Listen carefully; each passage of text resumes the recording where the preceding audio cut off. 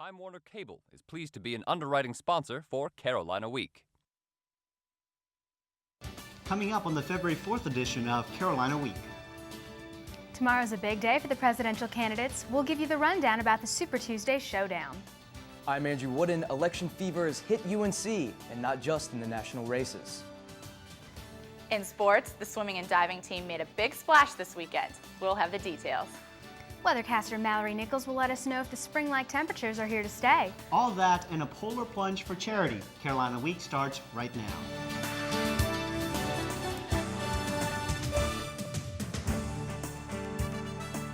From the James F. Goodman Studio in the School of Journalism and Mass Communication at the University of North Carolina at Chapel Hill, connecting campus and community, this is Carolina Week. Hello and welcome to the Monday edition of Carolina Week. I'm Carly Swain. And I'm Jonathan O. Thank you for joining us. We could know the party nominees for president by the end of the day tomorrow, Super Tuesday. Simone Martin shows us many UNC students are eager to see what voters in the rest of the country are thinking. 22 states will hold primary elections to select delegates to national conventions at which each party's presidential candidates are officially nominated. The two top Republicans remaining in the bid for the White House are Senator John McCain and Massachusetts Governor Mitt Romney. Love McCain. He has energy, experience. I mean, he seems to kind of know what he needs to do to bring the country back to where it needs to be. Yeah, I think Mitt Romney has some good stances.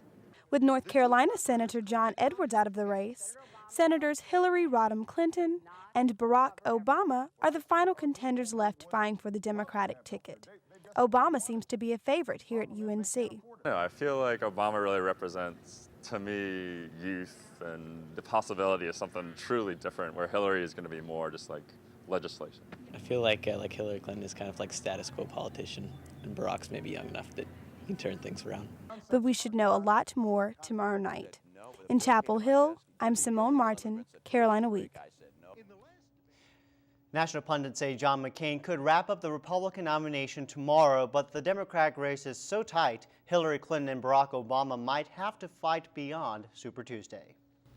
Next week is Super Tuesday here on campus with student body president and senior class officers on the ballot. With each election day quickly approaching, the dynamic duo of Megan Compton, a junior from Lexington, and Josh Crisco, a junior from Wilmington, are hoping to claim the senior class presidency for 2009. Their campaign, called Back to the Core, focuses on a commitment to philanthropy and the enhancement of the senior class experience at Chapel Hill. And now we're joined by reporter Andrew Wooden, who's live in the newsroom with a look at the three candidates for student body president. Andrew? That's right, Carly. It's election season here in Chapel Hill, and I've got an exclusive sneak peek at one of the candidates running for student body president. We've got to understand. Although the 2008 presidential candidates have really started to heat things up, the real race is a little closer to home than you might imagine. Kristen Hill has been trailblazing her campaign for UNC's student body president for the past few months, and she says her team is only getting warmed up. I like to work in teams because I like to have as many different ideas and takes on the situation as I possibly can. A team Hill's campaign manager, Lindsay Ash, says is deeply committed to the students. They're really researched and looked into students and gotten students' opinions from students who love and are into student government, from people who don't care at all, and how she can help and affect every single one of them. Volunteer George Drometer says Hill's unwavering charismatic charm rounds out her leadership arsenal. I personally love her. I wouldn't be out here screaming in the pit if I didn't think she was awesome. She really wants to hear what everybody has to say. Parked outside Lenore Dining Hall, she's willing to put in the long days as well. I'm just a good listener, and I thrive off of feedback. I'm very results-oriented. So long after the other candidates left and another rainy day came to an end, only one remained. A winner? You decide. And Carly, you get a chance to decide next Tuesday, but in the meantime, for more information, check out our website, carolinaweek.org. And we'll have live election returns that night. Thank you, Andrew Wooden, live in the newsroom. SBP candidates have spending limits, but the sky's the limit when it comes to Super Bowl ads. And this year, companies spent $2.7 million for each 30-second spot. Here's this year's top 5 from USA Today's ad meter. Coming in at number 5, Bud Light. Fire breather heats up the romantic dinner. Number 4, Doritos Giant Rat goes after guy's bag of chips. Number 3, Bridgestone Tires critters scream when car misses squirrel. Number 2, FedEx beats giant carrier pigeons. And this year's top ad from Bud Light, Hank the Clydesdale makes it on the team after a year of training with his Dalmatian friend. He had the little boosters and he put them on his nipples and he started the car up and started dancing. He was in an interview and the stain kept talking at the same time he was, and so I thought that was pretty funny. It was one about beer and there were like some football references in it. I like the E-Trade one where it's the baby talking and then right at the end he throws up all over himself. I don't really know why, I just liked it. UNC students don't always go with the national trends though. Here's what some of you thought about the ads on Super Bowl 42.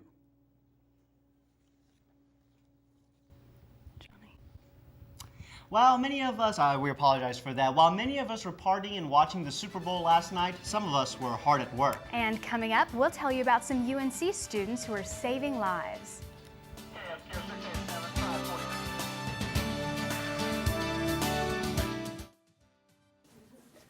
Any questions? No. You know. We're not magicians, we can't read your mind. We need your questions, each and every kind. What are the side effects, doctor, doctor? How many times have you done this before? Questions are the answer. Will this react with my other medicine? Hey, what are all these tests even for?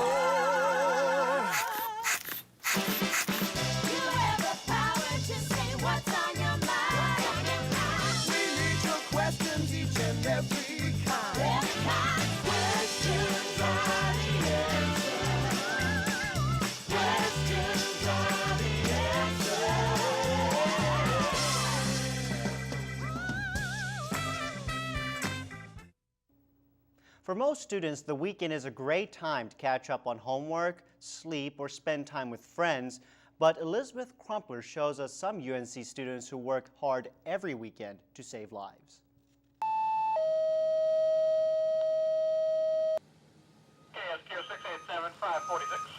It's a typical way to start a weekend evening for many UNC students who are also emergency medical technicians for South Orange Rescue Squad, or SOARS. SOARS is a volunteer emergency and rescue services organization. It's unique because about 90% of the EMTs who volunteer for SOARS are UNC students or recent graduates. Alex Fox, a graduate of UNC's class of 2007, is one of these volunteer EMTs. This is a really great way to actually just get involved with patients in a real way, not like at the hospital, working at the gift shop, or taking phone calls. You're actually with a patient with a medical emergency, and you're doing treatments. UNC junior Cameron Lambert is one of 4 EMS captains for SOARS in charge of training. He says that the training that SOARS cadets receive helps them to be better prepared than most EMTs fresh out of training. So we have to teach by law a certain set of standard education requirements. So we teach those, and then we go beyond that, especially in the UNC class. We teach them more about medicine and the physiology behind a lot of these conditions, and then start to teach them about how they actually are going to put this stuff to use once they join a squad. Once students complete the EMT basic course, they can put the skills they learned in the classroom to practical use as they go on ride-alongs to begin their training for the South Orange Rescue Squad. Training that comes in handy once they are cut loose and begin to ride on ambulances as EMTs. For Fox, who's headed to UNC School of Medicine in July 2008, the benefits are twofold. In addition to gaining experience for a career in medicine, he says he gains a sense of fulfillment in saving people's lives. They don't know you, they've never met you, probably will never meet you again, and you just go in there and do the best you can to make them better. Orange County residents certainly can feel better, knowing their lives are safe in these students' hands. In Chapel Hill, I'm Elizabeth Crumpler, Carolina Week. For more information about South Orange Rescue Squad or to find out how you can volunteer, visit our website at carolinaweek.org. It isn't always easy to bring students from 3 rival universities together, but local diversity awareness groups have found a way. Saturday night, students from UNC, NC State, and Duke celebrated South Asian unity at a triangle-wide semi-formal. The South Asian clubs from the 3 universities hosted the event. Hollywood to Bollywood was the theme, so many students came dressed in their traditional Indian attire. They enjoyed a wide variety of refreshments and danced the night away. Triangle Semi-Formal is an annual event, and its mission is to bring together South Asian students from across the community. In another effort to bring people together, the UNC cheerleaders have teamed up with Nourish International to raise money to stop world hunger and give one sports-hungry student tickets to the Duke game on Wednesday. The Anything But Clothes party at Players used to be about crazy outfits, dancing, drinks, and fun. But this crowd was helping to stop hunger, and some dressed as their favorite treat to support the cause. Students who donated to Nourish International got in free and were entered into a raffle for Duke tickets. We hope to have the winner's name on the Wednesday edition of Carolina Week. Well, going green is more than just a trend these days. The Proximity Hotel opened in late 2007 in Greensboro, and managers hope to achieve one of the highest certifications of the official Green Building Rating System.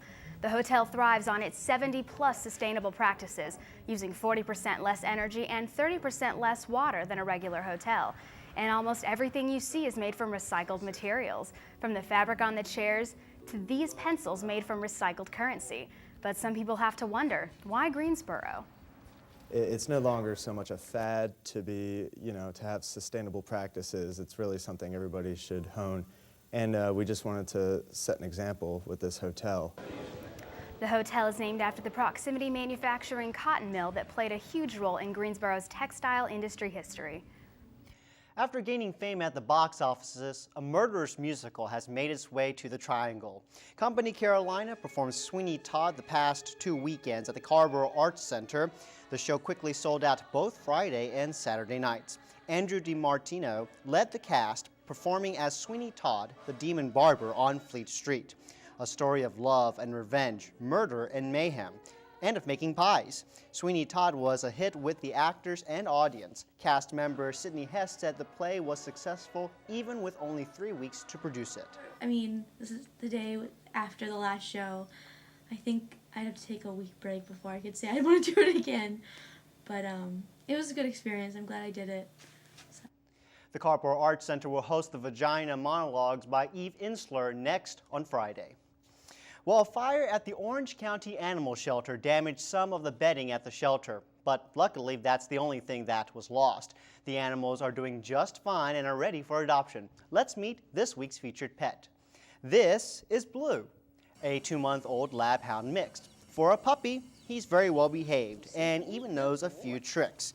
But he still likes to spend his time chewing anything he can get his teeth on. He came to the shelter a few weeks ago, and now he's looking for someone to give him a place to call home. For puppies like Blue, clean bedding is very important. The shelter is accepting donations to help replace all that was lost in the fire. Now, for more information about how you can adopt one of the animals at the shelter or donate a few things, visit our website at carolinaweek.org.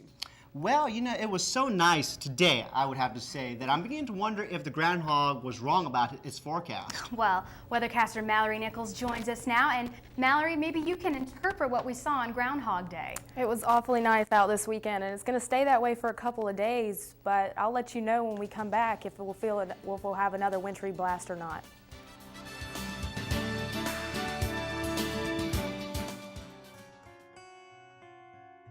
I was in a drunk driving accident down in Melbourne, Florida. Everything I do is a challenge at different levels. Anytime I can get out of my chair and do something, I have that sense of freedom. I think everybody on this earth, whether they know it or not, is ultimately trying to achieve that freedom. Able Flight, flight training scholarships for people with disabilities.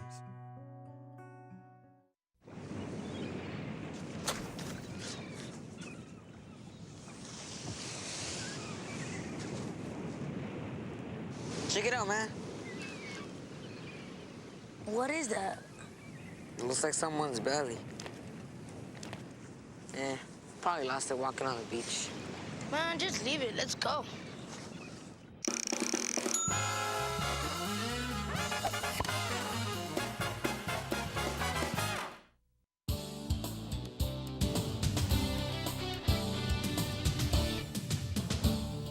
Hi, welcome back to Carolina Week. I'm weather forecaster Mallory Nichols.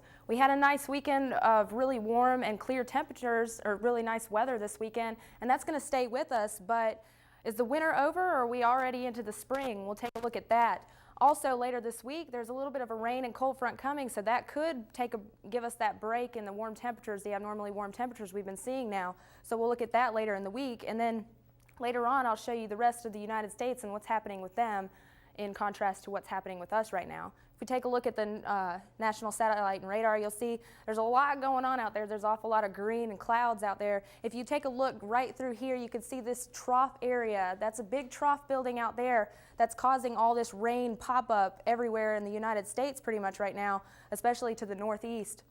So that if you're outside right now, later tonight and tomorrow, you might be seeing a little bit of some pop-up showers. If we take a look at the Southeast Satellite and Radar, you'll see those showers a little more predominantly.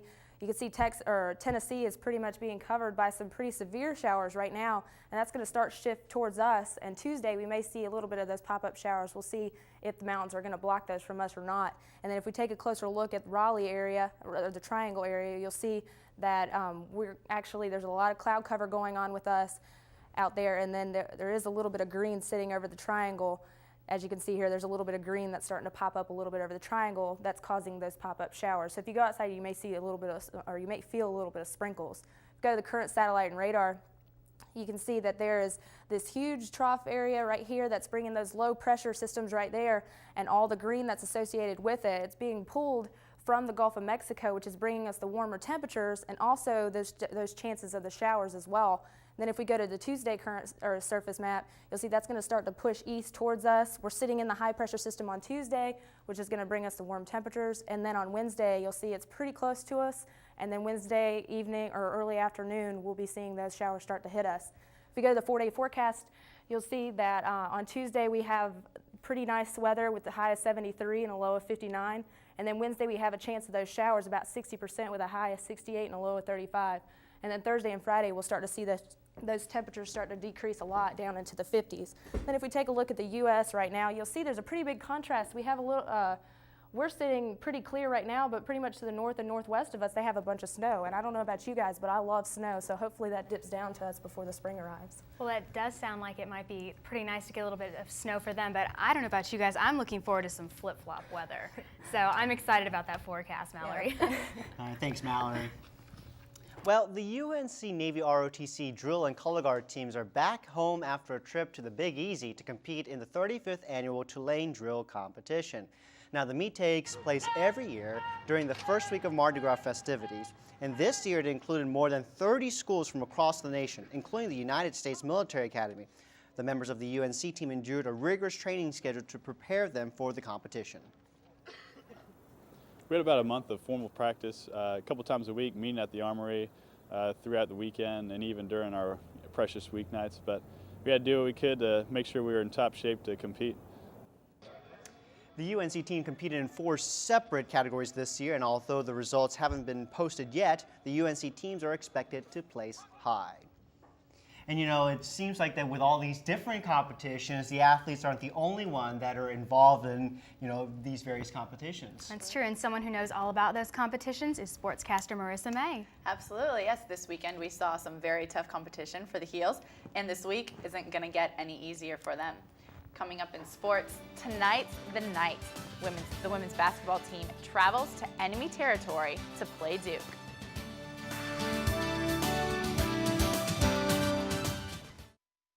How you doing? I just want regular, no sugar today. You got it. Thanks. Hello. Hi. Did you eat that whole thing today? Yeah. Yeah. Hi, how you doing? She's getting big, huh? Good. Yeah, she is big. Great haircut. Yeah. Yeah, looks cute. Come on, let's go. Nice to see you. Thanks a lot. If only child abuse were this easy to recognize. If you even suspect abuse, call 1-800-4-A-CHILD. All calls are anonymous and confidential. Trust your instincts.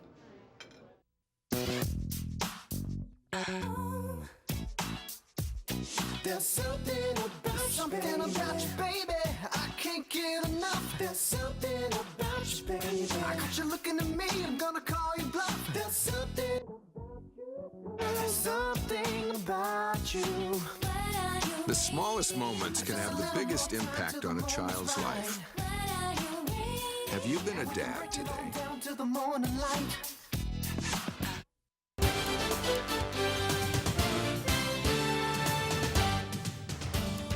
It's finally here, the week we have all been waiting for. UNC has 2 chances to beat Duke in basketball. Fans across the country are getting geared up for the men's game Wednesday. But Sarah Moore reminds us it's not to look past the women's top 10 tilt tonight at Cameron Indoor. Most of my players have played over at Duke. They know what it's like, you know. I mean, they love playing over there. But they weren't feeling the love last year. Lady Tar Heels fell to Duke both times the teams faced off. Tonight, the Heels are looking for a little revenge against an all-too-familiar team. I think they were very similar. I think they had a really tough schedule early, a lot of road games, and, you know, adjusting to a new coach. But, you know, I think they've played real well lately. With Duke's team looking very much like last year's, the Heels will need to step up their defense and make stops like this. Without Ivory Latta to make these kinds of plays, Carolina will have to find other weaknesses to prey on. You know, I think they're just, I mean, they have no weaknesses. I mean, they're very solid at every position. They've got senior leadership. They got experience. They got size. They got three-point shooters. I mean, you know, they're a lot like Maryland. But maybe, like against Maryland, UNC will be able to find a weakness and pull out a win. After all, Carolina has senior leadership too. Just look at Erlana Larkins, who knows how to dominate the glass, and Latoya Pringle, who knows how to defend. It could be another epic battle. In Chapel Hill, I'm Sarah Moore, Carolina Week Sports. Before the men's team could dance with the Devils, they'd have to slide past the Seminoles, which was harder than most expected it would be. Less than 4 minutes into the game, Ty Lawson got taken down by Florida State. Lawson ended up sitting out the rest of the game with a rolled ankle, and we don't know if he will be able to play on Wednesday. Tyler Hansbrough picked up his game and had a career high of 21 rebounds. Florida State kept the game close, though, making a 3 with 8 seconds left in the game. The game went into overtime, during which the Heels dominated, winning 84-73. In the Carlisle Cup, basketball games are worth 2 points, which means 4 points are on the line this week. Carolina is currently up 9-2 in the competition. Even if, God forbid, Duke wins both games this week, Carolina will still be ahead by 3 in the quest for the Carlisle Cup. Speaking of being ahead by 3, last night's Super Bowl stunned fans as the New York Giants took down the undefeated New England Patriots 17-14. The Giants' starting fullback has a familiar name. Madison Hedgecock played for the Heels from 2001 through 2004. He had 1 reception for 3 yards last night and had a good night blocking. Now he has a Super Bowl ring. The UNC men and women's swimming and diving honored the seniors in their last home meet Saturday. The swimmers and divers took on Johns Hopkins and Emory to wrap up their dual meet season.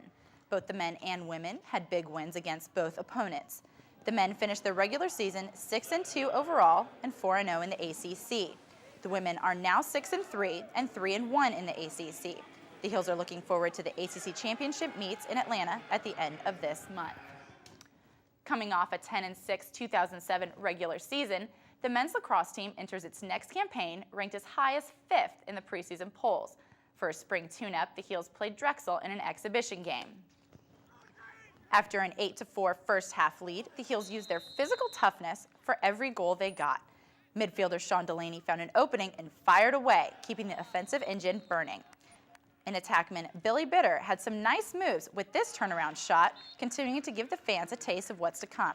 Following the Heels' 16-9 win, midfielder Fletcher Gregory says he wants to prove the hype is justified this season. As the seniors, when we were freshmen, we were ranked top 5, and we had a pretty poor season. So we know what it's like to be ranked high and not live up to those expectations. So I don't think we're going to let that happen this year. The track and field Heels competed this weekend in Chapel Hill at the Texas Roadhouse Carolina Classic. The men's team took first and second place in the heptathlon, with both sophomore Mateo Sosa and junior Daniel Keller reaching NCAA provisional marks.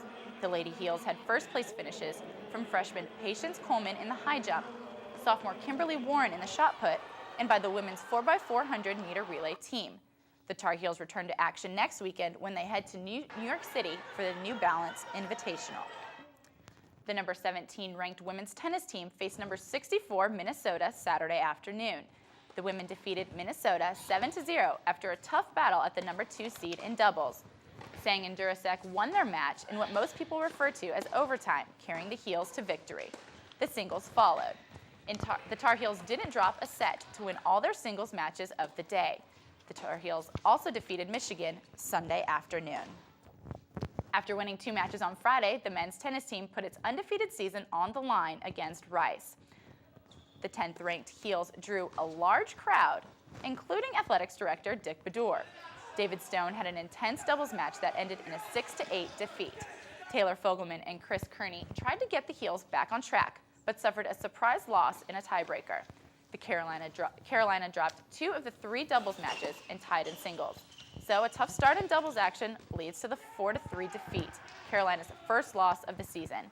UNC travels to face 3rd-ranked Ohio State on Sunday.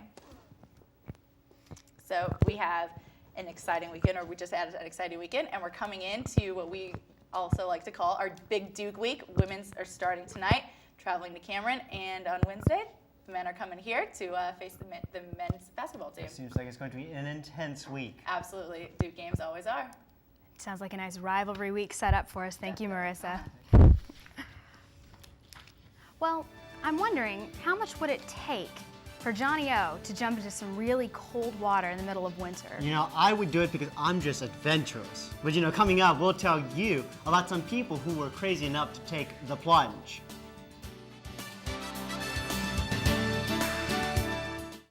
Hear the one about the mom and the mechanic? They made a big splash running a car wash. See, the local PTA, an auto body shop, and their community coalition organized car washes, raising money to expand after-school programs. They knew keeping kids busy keeps them away from drugs. So now the town's got clean cars and clean kids. What can your group do? Contact your community coalition at helpyourcommunity.org, because you get more when you get together. If you have a story idea, contact Carolina Week at 843-8292. You can also visit us online at carolinaweek.org. If you have questions about this program, write Carolina Week at Campus Box 3365, UNCCH, Chapel Hill, North Carolina, 27599. Recycling a glass bottle saves enough energy to run the TV you're watching for 1 full hour. Recycle. It's the everyday way to save the world.